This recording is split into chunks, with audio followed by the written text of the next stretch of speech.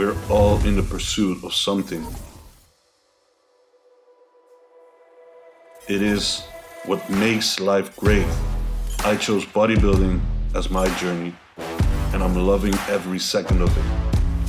Welcome to The Pursuit. What is up, people? Welcome to a new vlog of The Pursuit. Seam just dropped me off. We're back at Mi40 gym, and today we're going to train with IFBB Pro Nate Spear, which is an open bodybuilder just like me. However, he's already doing pro shows. I believe he's done the New York Pro this year and another one, but we'll ask him in a bit.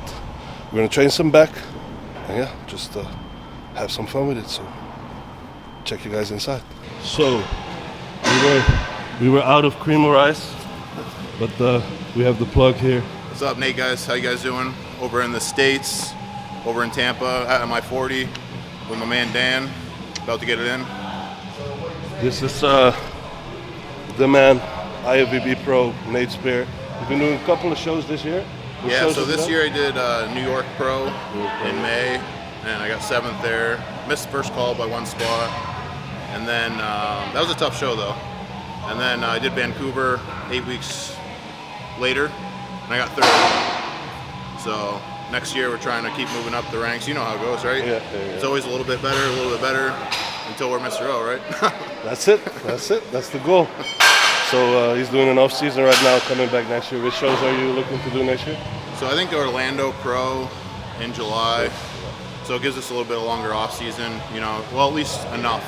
Because I think now, I don't know about you, but it's really hard to have an extended off-season because we eat so much food now and we get so heavy. And also, that it gets so miserable. I don't think it's effective anymore at this point, right. where you're at. Yeah. Like a hard push for a short time, and then you gotta go back down. Yeah. When you're a rookie and you can gain a lot, you yeah. can do like 2 years of off season, but right now you can't. So Orlando Pro. What about Texas Pro? Maybe. I don't want to get my ass kicked too much though. That's a deep show. That's a deep show. Yeah. What about you? Well, our plans are to do a pro debut end 2024. So that gives me about a 6-month growth period right now. I need to catch up. Yeah. What's the feedback from when you turn pro, and what do they want you to do? The only thing they said is just more size for the pro league, but no, just keep my shape as it is, keep my lines. So they were really happy with that. Yeah. They were happy, but I want to get harder as well in terms of conditioning. So I think the standard thing, more size, more conditioning. Oh yeah, exactly, more. That's what we're going to work for this year. Oh yeah. And back's my improvement point. So we're going to train some back today. He's going to take me through. We're going to build a back so we can barely get through the side of the wall, So right now we're starting with a lat pull down or a lat movement. This is the Nautilus machine. Quite a good path motion there for the lats. Nate said we're going to do like 3 lat pulls and then finish with some upper back. So as long as we get a good pump today, things are good. Probably do some posing at the end as well. Get humbled by this big. Add an inch to our backs today,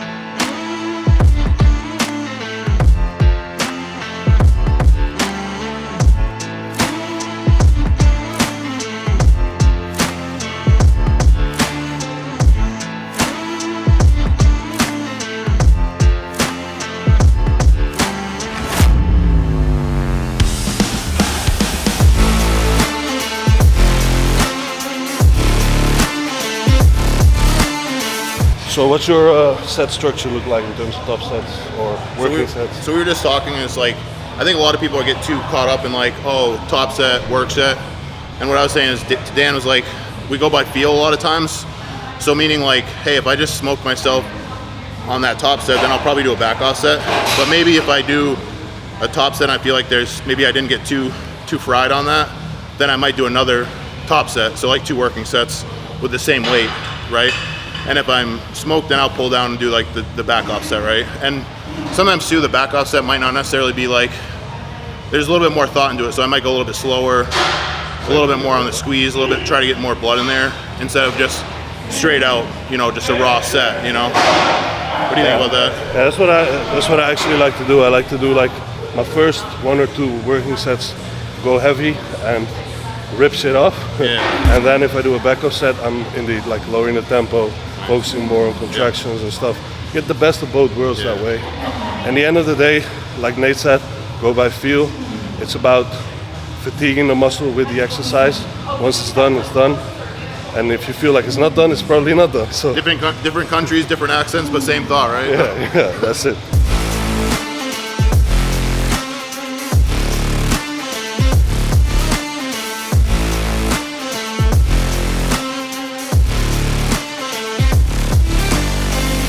What's next? So we're gonna do this hammer strength, good old tried and true. You know, hammer strength has been around for many years, and there's a reason for that. It works great. Dorian was a big believer, and whatever Dorian believed in, we believe in. So That's it. right? This one it's kind of like a sort of low row. Hits the lower lats, real nice.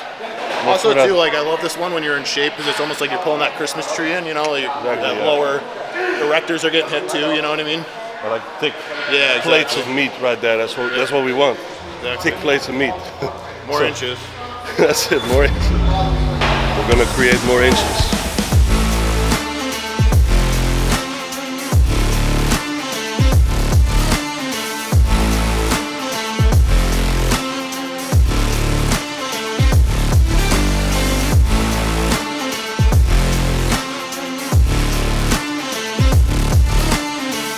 I feel like on chest supported movement, it's easy to kind of let that spine round over the pad, and then you feel like you're getting more of a stretch. But it's not really stretching the muscle, right? I feel like if you actually stay upright and let that stretch come from that protraction, as you get the straight, then You know what we call that in America? what's that? Fake news. Fake news. Nah. But no, like he was talking through the cues, and it helped a lot as I was going through. And he was pretty much saying like, keep the chest up, but you're also letting go of that lat, but you're not over exaggerating, is what he means when you're like, you don't need to do this. Folding around and shit. Right. Yeah. You There's feel only like, so much your lat can fully extend, right? Yeah. So, It's not like you're lengthening the muscle anymore. Yeah. But if you do that, try it out, you feel like your back muscles just instantly pump up twice as hard. also too, like when you're training back, like what helped when he was talking me through is, think about just like posing your back and like using all those muscles, not just point A to point B, right? Like, Exactly. so as I'm coming back, I can feel it all through my whole back. And that's what we want.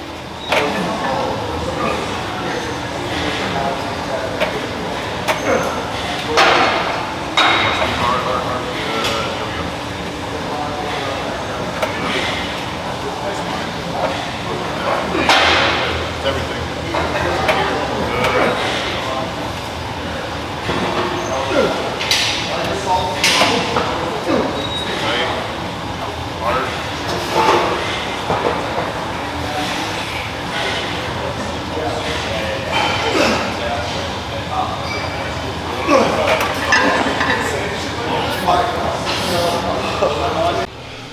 Okay, so that was done.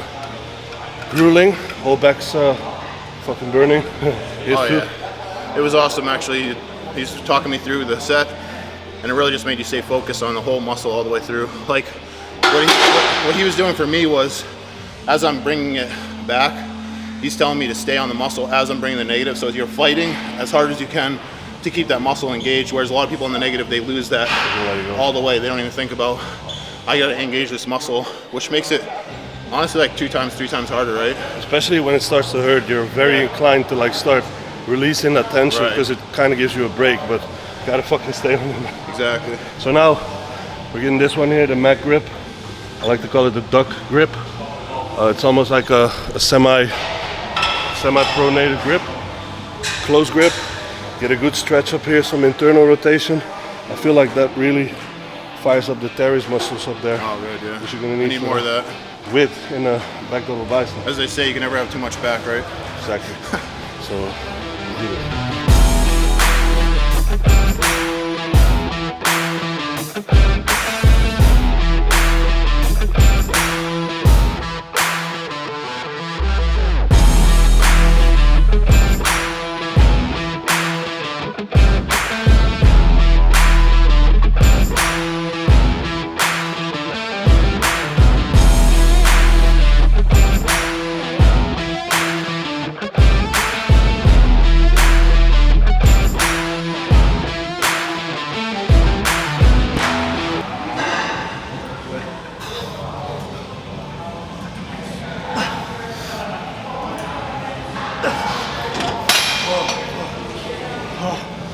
How you feeling now, bro? I think I just got my ass kicked. It's making it hard for me. As he's talking me through, and it just makes me work so much harder on like just keeping those muscles firing through the whole thing, you know? Makes it so much harder. I feel like if you're gonna train with someone or someone's gonna encourage you during your set, every word you guys say has to be beneficial. So I'm not just gonna say train like a champ or easy work. Like he has to like connect with what I'm saying. That's what that's what I like when I train. So Nate, what's your favorite American fast food place? Actually, Where do I have to go? so I got a place for you in Tampa. It's called TNT Burger. It's very well known on Instagram. Look them up, guys. And then also, I would say Shake Shack's really good. Shake Shack. If you guys have those. And then Burger Fi is really good. That's in Tampa. What do you think about the general ones like Denny's and IHOP and stuff? I'm not much of a diner guy, honestly. I know some people love the pancakes, but I'm a more like sushi, burger, Yeah, steak. Yeah, I get you. A good, like, I don't know if you ever heard of over there if they have Ruth Chris. It's a steakhouse, No, we don't. but they're some of the best steak. Yeah, very good. All right, we'll look it up. All right, what we got next here? All right, so we got this is called a Magnum. There's a company over. I don't know if they have them over No, we don't. in Europe or not, but they're pretty nice. So this is just like a high row. You could also do a low too if you wanted to. Keep it a little bit more narrow and tucked. But we're gonna go high row. And out. So we're gonna pull a little bit higher, get that upper back. This is just a really nice machine. It just flows very well, and just sort of you find ones that just sort of connect a little better than others, right? I'm curious, never done this one. So let's see how it feels.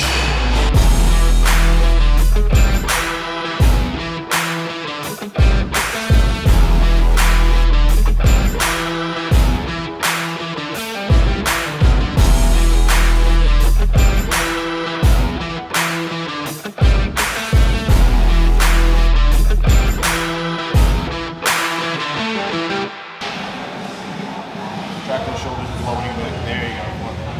Shoulders and elbows. There you go. Hard squeeze. Nice. Come on. There you go. Really feel it on top. Come on. Good.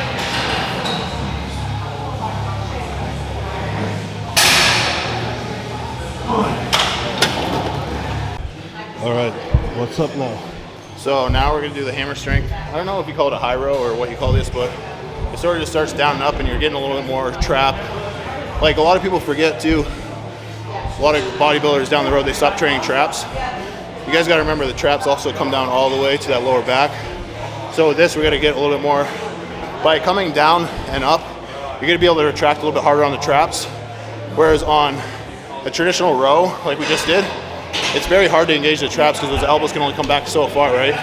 So with this, it creates us to, it makes us able to get those elbows back in a different pattern so you can engage those upper traps. More in line with those fibers there. So when you hit a back double, that middle trap is gonna pop a little more. You see some guys, they have a nice round and full. That's the goal for a lot of us. If you look at a classic example of that, is Dennis Wolf. See his back double?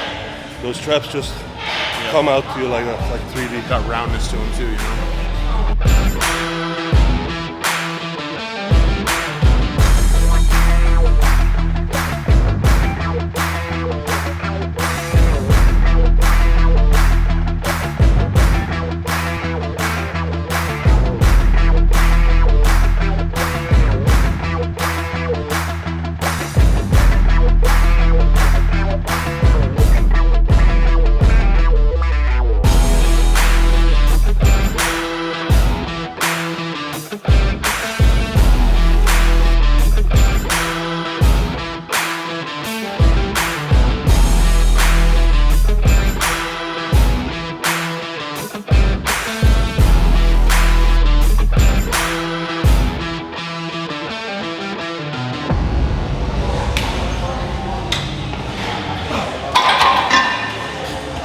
All right, big dog. We have, back sort of finished. We're gonna do rear delts, which is kind of also back, so it's not finished. We're gonna do like reverse flies on the Watson pulley here. It's like Sort of come up and out. yeah, it's almost like a Y raise. So that's also gonna hit.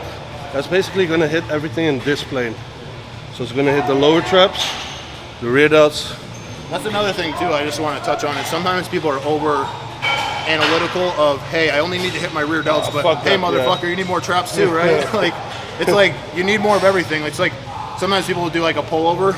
Yeah. They'll be like, I feel it in my chest. It's like, well, your chest is still small. Don't worry about it too much, you know? Like, It's like the new age with all the biomechanic experts, Right. and they're like over isolating one fiber of the muscle. What the fuck's that's gonna do for you? If you're gonna do a barbell row, and yeah, it's not only gonna hit your lats, it's gonna hit your upper back, your rear delts, your traps. Why the fuck not? and it's been tried and true over the many years. Those guys have gotten humongous from the 80s, 90s, 2000s, and they never were so analytical of like, oh, I have to target one muscle group or it's not going to work, you know? Yeah, and nowadays I see like guys just getting into training, have zero muscle, and they're doing like these single arm pull downs with a minimal range of motion. Just you got to build a layer of density before you get to that stuff, you know what I mean? Like, yeah, which a lot of them don't. Right, so rear delts and lower traps.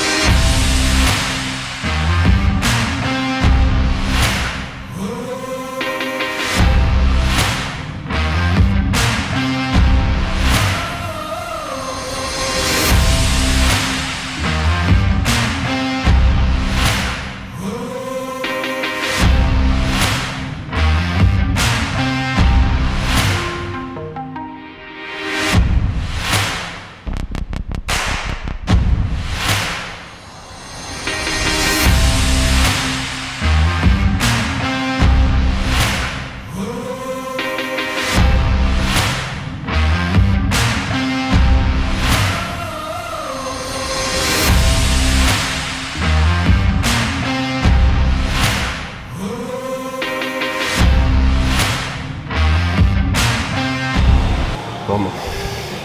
Come on,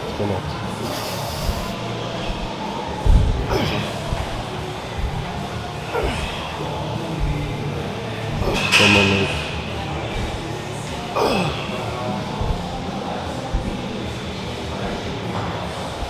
Come on, stay there. Yes, that's it. Biceps important too, man. Like they say at Mike's, whatever the job, big or small, do it well or do it not at all. Bring a sledgehammer too.